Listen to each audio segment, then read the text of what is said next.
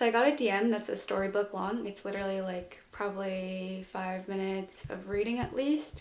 So I didn't go through it yet, but I'm going to do it on camera so that I can help other people with the response and also the story, right? That always helps. So anonymous person, but just sharing what she said.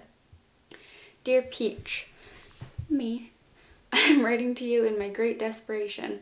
I hope so much that you will answer me and give me a little time.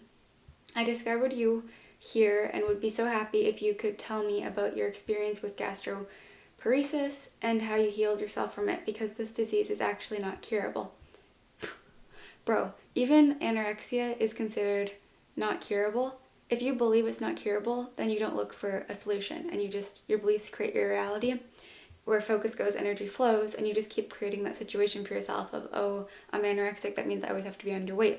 But when you decide, like, no, I can prove that wrong and show otherwise, then more people see, oh, look, it is possible, and then more people will recover. But if you just give up right away, it's not possible. And many people have healed from gastroparesis, and unless it's like so bad that you really need like the external tubes and stuff, like obviously it's situation dependent, but for most people you can reverse it, where I like literally couldn't digest anything and it would just like stop the top of my stomach. And with enough time, with just like starting with some coconut water, then melons, like papayas, really simple fruits, and a little bit of juices at first, like that just slowly aided it. And now even like if I digest other things than fruit, it's very slow for my digestive system, so I have to be really careful with that. And I will stick to just like simple seeds once in a while now and like some leafy greens, but anything else is like 3 days to freaking eliminate if I eat something else. Which is why it's good to do like a test later with a dragon fruit, where 24 hours you should be eliminating that at least, if not like 3 hours if you have really, really fast transit time. But within 24 hours is really good, versus like eating that dragon fruit and seeing it in your poop like 4 days later, like, you know, you're backed up, right? And that's not to mention that you don't even get like the rest of the waste in your system. But fruit is very good to clear that out. And the awful thing about with gastroparesis, when you're treated with like a tube feed, that weakens your digestive system because you don't have the fiber or anything. And it's also just such bad ingredients that it kills the good bacteria in your gut. So your body can't even like fight the bad bacteria, right? And the longer that you're exposed to just canola oil, corn syrup, and whey protein isolate, the longer that your digestive system and your whole body is just getting destroyed, as well as like your mental and physical, emotional health. I know I felt like really not good when I was on that type of diet. And then you get blamed for it. It's like, oh, you have anxiety from the food you're eating, or about the food you're eating, right? But sometimes the anxiety is from the food you're eating, or you get food, like panic from food, but really it's like panic from food, you know? So you gotta be careful with that. And if you do need a liquid diet, then at least do juices for a while, right? Versus foods that are formulated in ways that are just like, it's not natural food. And of course, like, natural medicine only works when you're eating natural foods and you're not interfering with a bunch of unnatural medicine. But the cleaner that you get your system, the more that all of those remedies are going to work, right? So you want to clear up the system, and that starts with lots of fruits. And that's very astringent. That's going to clean out your lymphatic system and give you the energy you need. I'll try to describe it briefly so that you can understand me. I find it difficult to be brief. I suffered with anorexia when I was 8 years old, and as a child I studied a lot of books from the raw food scene. I come from Germany. I'm German. I'm half German. So, and that's amazing. That's incredible that it started for her when she was 8 years old, because like mine started at 11 years old, and that's super duper young, right? But 8 years old, can't imagine the damage when you need so much nutrition at that age, right? And what would have even onsetted that.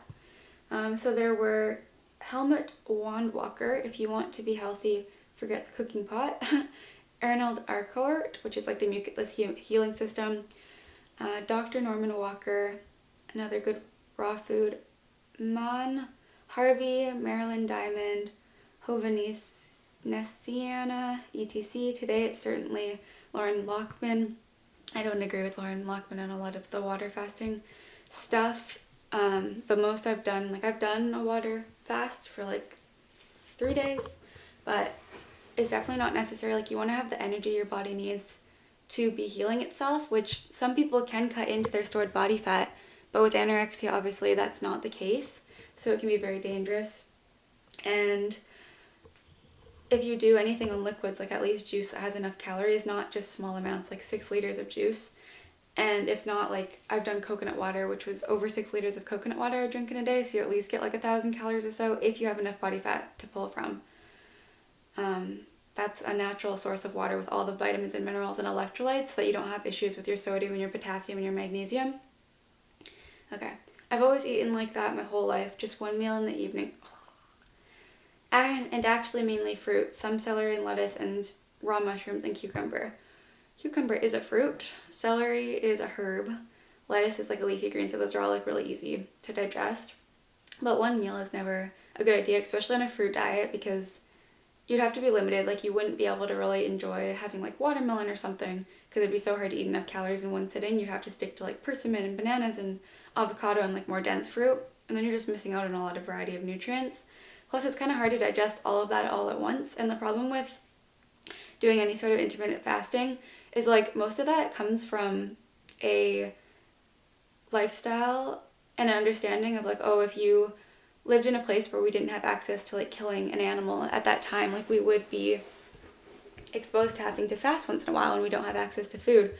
But when you look from like a more holistic standpoint of like our natural diet and living in a tropical environment, that's where you have the mindset of having an access to an abundance of food all the time. So why would you not eat during certain times? Like, if you're not hungry and you want to eat during when the sun's up, like I definitely support that in like max 8 hour or like shortest window to be like 6 hours, but ideally like 8 or 10 or 12 hours you want to still be eating, because the digestive break when you're sleeping is enough. And yeah, like overall listen to your body, but I think it's best at least 2 meals, if not 3 or 4 or 6 in the beginning. You're just going to have a better time like assimilating the nutrients. Where were we? And actually mainly fruit, some celery, mushrooms, and cucumber. I always viewed avocado as a sin because it always made me gain weight, which I didn't want at the time. Well, that's interesting to hear, because if you're eating a high carb diet, typically people will mistake the high carb carbohydrates as gaining weight, when really it's just your body restoring a natural fluid balance where like we should have lots of water inside of our muscles, inside of our body. It's not fat. So people can initiate that initial weight gain as fat gain when it's not, or even think that they're gaining weight when they eat too late at night, because your body just still has high glycogen stores, versus when you sleep, obviously you empty a lot of fluid and you empty a lot of your sugar stores, and then you end up with like a higher weight, but it's just like temporary. Or salt and water and hormones and all the other things influence our weight. That's why it's good to only check like max once a week, if not once a month, once a year eventually, right? Because you can tell just by looking at yourself, you should, when your mind is clear and you don't have brain fog. And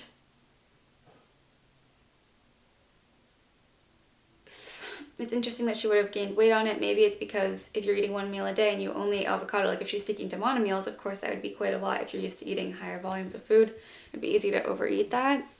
But usually for me, I find like even if it's a fatty food, like avocados, if it's a whole food, I don't really want to eat buckets and buckets of it. Like, it's rich, you're satisfied after just like a smaller amount. That's the good thing about natural food versus like overstimulating food with lots of salt and oil.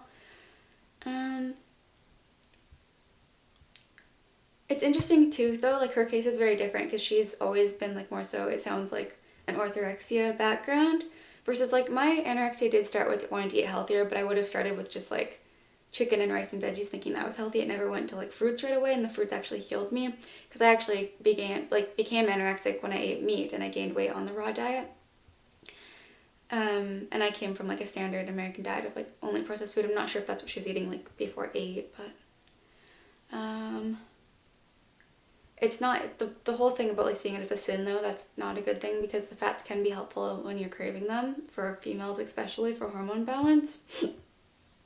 It can be from fruit fats or from nuts or seeds, if that's good to digest for you, as long as they're soaked. That's why avocado, she says, that's why avocado still has this fear about it to this day, and it is difficult to digest. Well, she shouldn't be fearing weight gain, one, for one, if she has to gain weight. It would be more comfortable in avocado, I'm sure, if you're eating 1 meal a day. The last thing I did was to have a sin day once a week in the winter where I ate Thai Hom Mali rice. I always felt bad the day after, but I never threw up. That's good. I was never sick and always full of joy and energy. On December 26, 2021, so about 2 years ago, I ate avocado and pureed banana at night, and my stomach was so gassy that I called the ambulance and had emergency surgery. 30 minutes later, the doctor said I would have died. My stomach burst due to the stomach ulcers. I never had any pain, and my stomach was oversized. My diet caused my stomach to become so big. However, I don't understand that. Whoa, this story took a twist. That's really interesting, because the other day I actually noticed I did blend avocado and banana together for a dressing, because I was like, oh, the creamy factor of the banana, the sweet factor, and then the fattiness of the avocado. When you're doing a good dressing, you want to have like fat, salty, fat, salt, and sugar to make it like really good, but like use whole food sources rather than the oil, salt, and sugar, of course. Use so I tried like banana for the sweetness, avocado, and then like the acidity, I did a little bit of lemon and some sea salt or some dulse for saltiness. And I had like really bad bloating and also just like really bad gas. So there's something about that combination. Maybe it's like because you're not really supposed to mix fruits and fats, but with some things I don't notice it. Like if you use like a little bit of chia seeds on some banana or something, it's not a big deal. But some combinations can definitely be harder on the stomach. But I'm sure obviously it wasn't just the fact that she had the avocado and banana, because I didn't die when I had it. It's more so like all the accumulation of everything that she had been doing.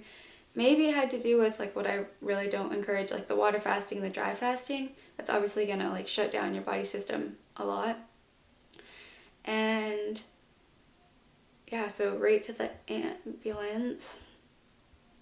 And it sounds like she had stomach ulcers that she didn't even know she had. So yeah, that's probably over time of just like the restriction. I don't know how much she weighs yet. However, I don't understand that. I have a scar with my chest. I have a scar from my chest to my pubic bone, probably from the surgery. I have been severely disabled since the operation and have also lost my job because I have been on sick leave since then. I only weigh 34 kilograms and am 165 centimeters. Let's look that up.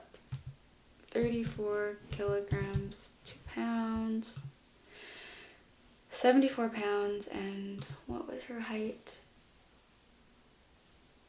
165 centimeters to feet. 165 centimeters to feet. 5'4". So that's really bad. Like I weigh 90 and 5'2", and she's 70 and that, and like I'm 70 and 5'4", and I'm light for like, I'm just at like the bottom range of being at a healthy weight, or like maybe even slightly underweight at 90. It's like right on the bottom range of being a healthy weight. And obviously like when I was, my lowest was 50 pounds at 5'2", but that's probably about like just as bad being at 5'4" to be at 70. And I don't know if she has like any muscle in that too, so that could make it even worse. I was diagnosed through nuclear medicine that I suffer from gastroparesis, and that makes it so hard. The doctor initially intimidated me and said that if I continued to eat like this as a fruitarian, I would die. I have to eat potatoes, rice, and bread and everything. But at the beginning, I only ate sourdough bread, steamed potatoes, and the rice, but every day. I was supposed to make several meals, which is what I did at the beginning, but I couldn't stand it anymore, and I went back to my old diet where I was happy. I cut out bread completely again. I ate the potatoes with avocado and dill and cilantro. Honestly, like there's nothing wrong with, I don't feel good when I eat like a starch solution diet where it's like a lot of mucus forming foods of like rice and beans. But if you're sticking to more so cooked foods and it has to do with just cooked veggies, like cooked potatoes, cooked squashes, cooked broccoli, cooked peas, cooked corn, like I see that as completely healing for most people. I might start including that again, because I did that before I went fully raw, and I don't really see too much of a difference with all fruits and veggies some cooked veggies versus all fruits and veggies, all raw fruits and veggies. It's more so like the food than the cooking process. Because if we can learn how to like fly a plane, we can obviously learn how to cook food. Like it's not too complicated, and I think our body can handle that. Fire is a natural element. But of course, like no other animal cooks its food, so if you feel better on raw food, definitely stick to raw foods. And nuts and seeds if you like that. Everybody is very different with like how much they can handle too. Some people might even be able to handle some eggs and fish and feel good if that's their natural constitution, because over time we may have evolved genetically based on what we were eating, so many years of like eating animal products and cooked foods, that does seem to work for some people. And especially depends on your mindset around it as well, and medical factors. And the Thai horn, I cut out bread completely again. I ate the potatoes with avocado and dill and cilantro, and the Thai hom rice with herbs and cucumber. I'm going to look up what Thai hom Malay rice is. Thai, I think it's just like a certain recipe for rice, but maybe it has like different herbs. Malay. Oh, it's just a type of jasmine rice.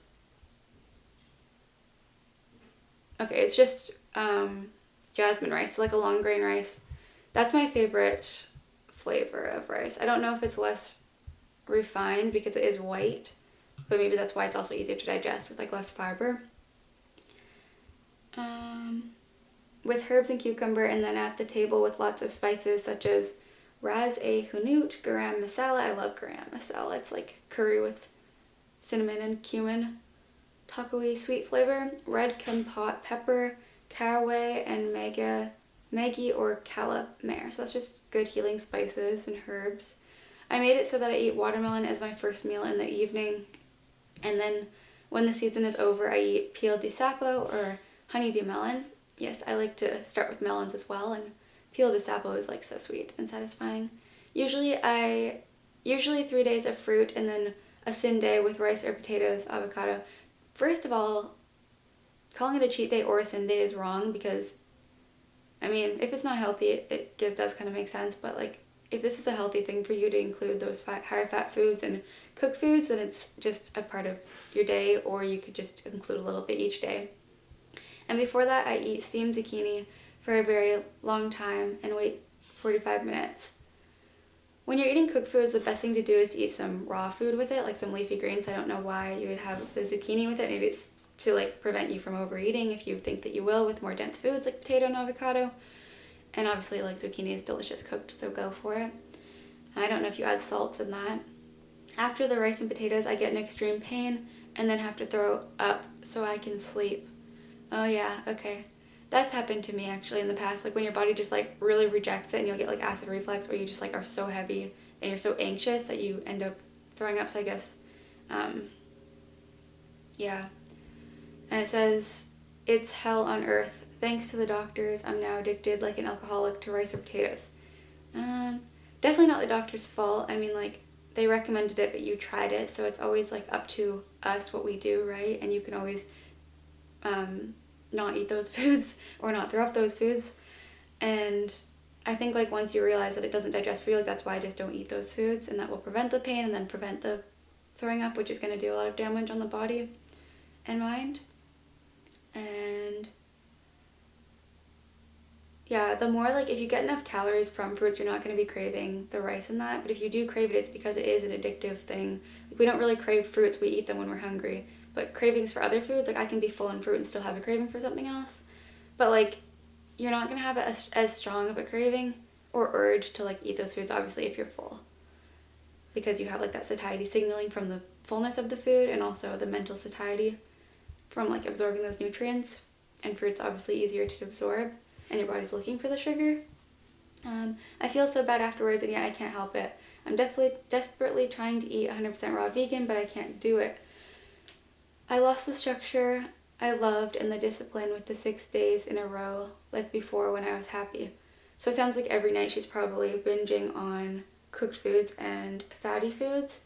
So that's your body that probably needs those foods, right? Like you need the fattier foods and the carbohydrates.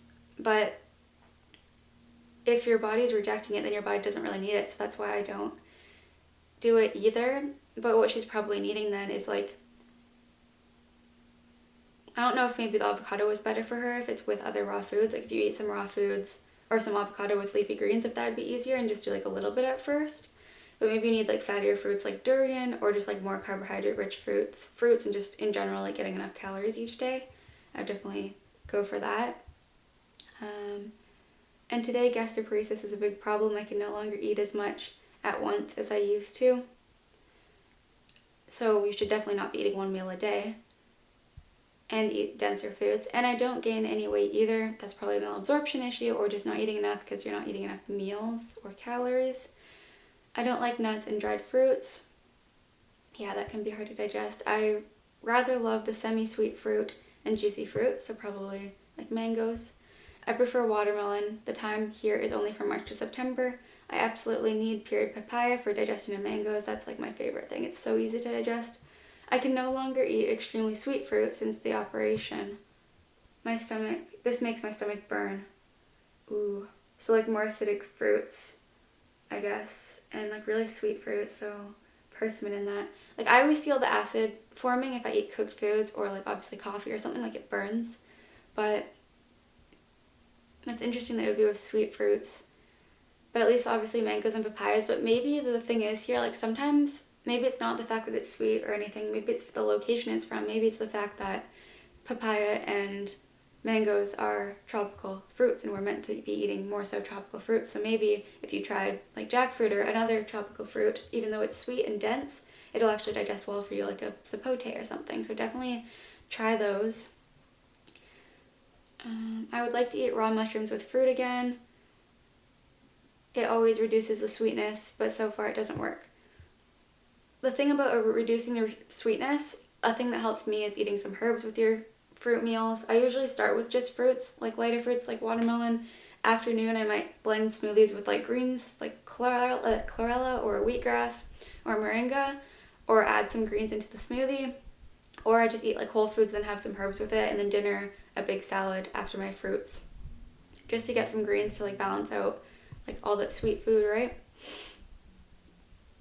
Mushrooms have always given me nausea, unless it's cooked, but I don't know if she's cooking them or not.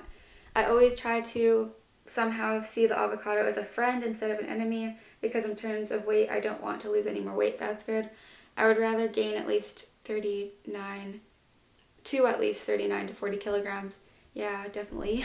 That's minimum, but I would recommend a much higher weight because I hardly have any strength to walk.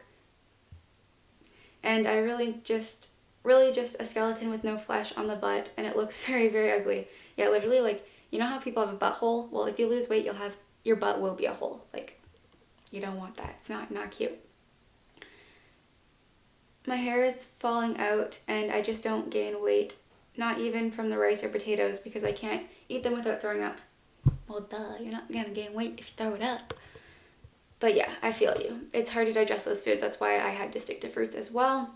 I just don't know how to overcome this addiction. Are bananas good for you? Because I made a lot of ice cream.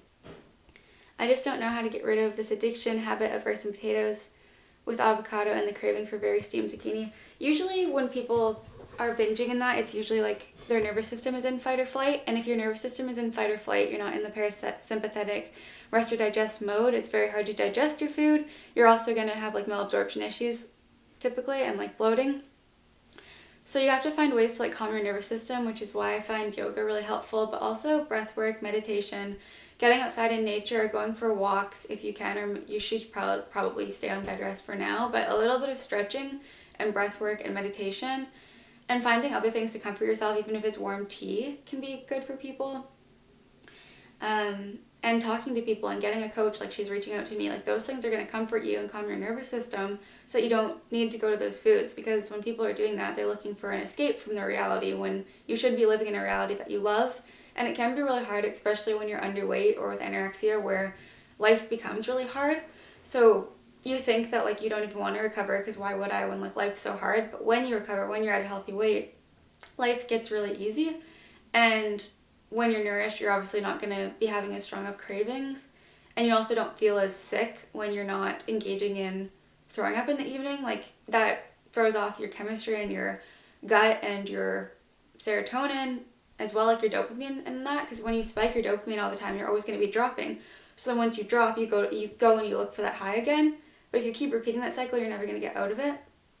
So I've definitely been there, but you can break free of it, and it only takes like 3 days for your gut or 3 days to a week, 30 days for your gut to reset and for your dopamine levels. So if you can like stick it out, but really after about like the 7-day mark, it's really hard. Like the first few days is the hardest part. So that's where you want to have like that accountability and talk to someone through those days. And even like right when that urge comes back, like messaging your coach, right? Or your family or your friends or your therapist. I can't eat many meals throughout the day. I just need intermittent fasting for my soul and only 2 meals in the evening as a compromise, which means I eat until the night. I usually eat my first meal at 8 p.m. and the second meal at midnight. I don't understand why anybody would do that. Like, I get if she's not hungry, but you have to train yourself. Like, eat earlier, and then you will start to get earlier, and try to eat as much as you can, like, in the daylight hours, so that you start getting hungry during that time. And I wouldn't be eating 2 meals a day, especially right now for her. I would eat 4. Start with 3.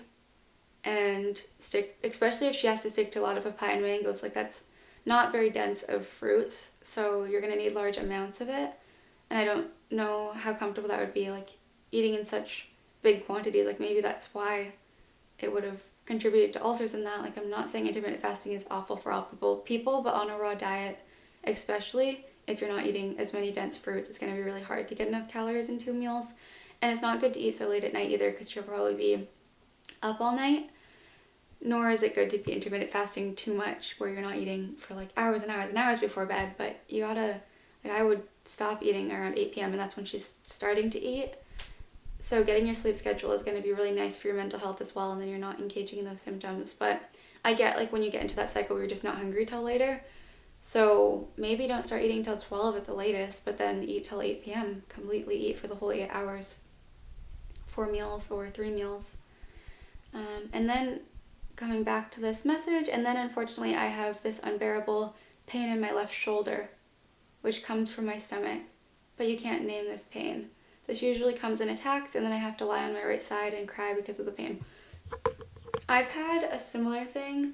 Like, I usually get like upper abdomen sharp pains after certain fruits, especially like if it's a temperate fruit, like if I eat monomeals of apples and pears, but I don't get that from like a monomeal of mangoes, like she said too. And I get like, I sprained my shoulder one time and it used to go down my side into my stomach, so it's obviously like all your nerves are connected. I would love to know how you healed from gastroparesis. I stuck to the fruits. I just missed this purity and this lightness of the 100% fruit diet, and then suddenly the cravings for steamed zucchini comes. It's totally okay to stick to steamed veggies. Just stop having like the potatoes should be fine for you, but if it's not, then avoid the starchy veggies. But steamed zucchini, steamed squashes, they're starchy, but when you cook it, it breaks down the starches. So I feel like you should stick to some steamed squashes for a little while, even steamed broccoli. Steamed Swiss chard and steamed beets are really good. And they're not too hard to digest. They'd obviously be a lot harder to digest raw kale or raw Swiss chard or raw beets are a lot harder to break down than the steamed ones. Even steamed zucchini I find easier to digest than raw zucchini. So definitely eat, if you are craving those foods, like, cook them. Then I try to eat avocado instead of fruit, which is also great to digest because of the gastroparesis. And then I tell myself if I have to break the avocado, then I can eat rice potatoes where I have to break it too. So I think she's saying maybe she like gives herself permission to eat the avocado, and then as soon as she does, she starts getting guilty about eating the avocado. So she's like, oh, I'm going to throw up anyways. And then she probably eats a bunch of potatoes just out of comfort, right? So maybe if she just started with like a little bit of avocado with the greens, it wouldn't trigger that response, and then slowly work up to having a little bit more avocado, and then eventually having some avocado with potatoes if your body allows it later on. And also when you're in a more calm state and your mind isn't so anxious, you might be able to digest it better too. Because sometimes it's the anxiety about food that causes the food to not be digested good. Sometimes it's the food causing anxiety, which causes more food anxiety. So like it's both, right? It's just a vicious cycle that she says. It's just a vicious cycle that I can't get out of because before the operation, I never had a vomit and never would have sinned with rice more than just once a week, because then I would have gained weight. So basically she was anorexic for a long time.